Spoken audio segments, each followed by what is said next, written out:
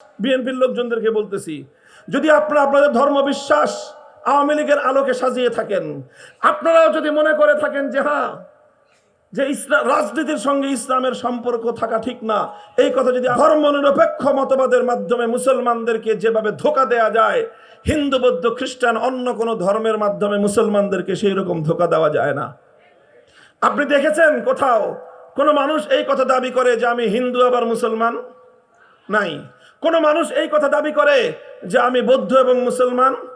কারণ প্রত্যেকটা মানুষ জানে হিন্দু হলে মুসলমান হওয়া যায় না, বৌদ্ধ হলে মুসলমান হওয়া যায় না, খ্রিস্টান হলে মুসলমান হওয়া যায় না। অথচ আপনি অসংখ্য মানুষ পাবেন যে সে বলবে যে আমি সেকুলার, আমি আবার মুসলিম। গোটা আওয়ামী লীগটাই তো এই অবস্থা। আওয়ামী লীগের টপ টু বটম হাজি পাজি গাজি যা আছে এই সব একদিকে সেকুলার আর একদিকে বলে মুসলিম। অথচ একজন হিন্দু যেরকম মুসলিম হতে পারে না, একজন বৌদ্ধ যেরকম মুসলিম হতে পারে না, একজন খ্রিস্টান যেরকম মুসলিম হতে পারে না, সেকুলারিজম যদি কেউ বুঝে থাকে সেও এ কথা মানতে বাধ্য হবে সেকুলার কোনো ব্যক্তিও মুসলিম হতে পারে না। তাহলে বলবেন তাহলে আওয়ামী লীগের লোকজন যে সেকুলার আবার মুসলিম হয়েছে, আমি বলবো সেকুলার হয়ে যে তারা নিজেদেরকে মুসলিম বলে এর দুইটার যে কোনো একটা কারণ হতে পারে। হয় তারা আসলে ইসলামের সঙ্গে তামাশা করে, তারা আসলে অমুসলিম বেঈমান, কিন্তু তারা মুসলমানের রূপ ধারণ করে ধোঁকাবাজি করে। আর না হয় এর চেয়ে হালকা কথা যেটা সেটা বলতে হবে, এরা সব গণ্ড মূর্খের দল।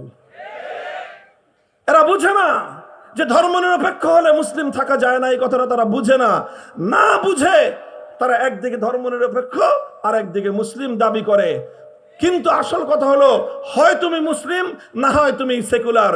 তুমি একই সঙ্গে যেমনি ভাবে মুসলিম আর হিন্দু হতে পারো না, একই সঙ্গে তুমি যেরকম মুসলিম এবং বৌদ্ধ আর খ্রিস্টান হতে পারো না, ঠিক একইভাবে তুমি মুসলিম এবং ধর্মনিরপেক্ষ সেকুলারও হতে পারো না।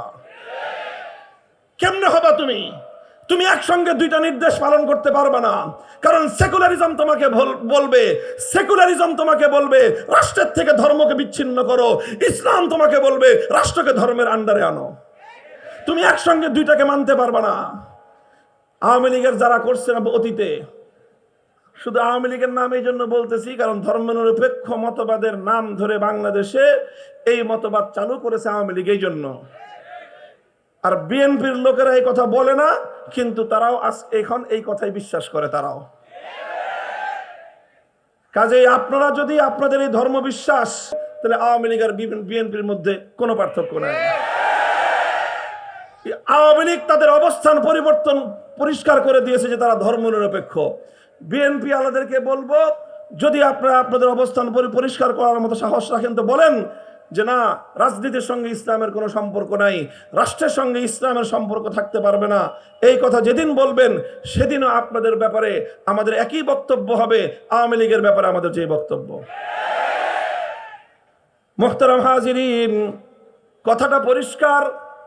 একজন মুসলিম যেভাবে হিন্দু বৌদ্ধ খ্রিস্টান হতে পারে না, ঠিক তেমনি ভাবে একজন মুসলিম কোনোদিন জেনে বুঝে শুনে কোনোদিন সেকুলার ধর্মনিরপেক্ষ হতে পারে না। কারণ কি? কারণ ধর্মনিরপেক্ষ মতবাদ তাকে বলবে রাষ্ট্রের সঙ্গে ধর্মের সম্পর্ক চলে না।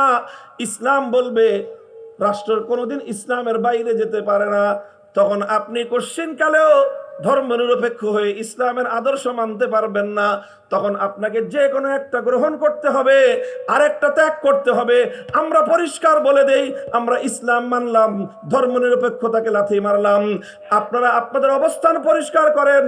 আপনারা কি রাষ্ট্রের সঙ্গে ধর্মনিরপেক্ষ মতবাদের অনুসরণ করে ধর্মকে বিচ্ছিন্ন করবেন, না ইসলামের আদর্শ মেনে রাষ্ট্রকে আপনার ধর্মের আলোকে চালাবেন?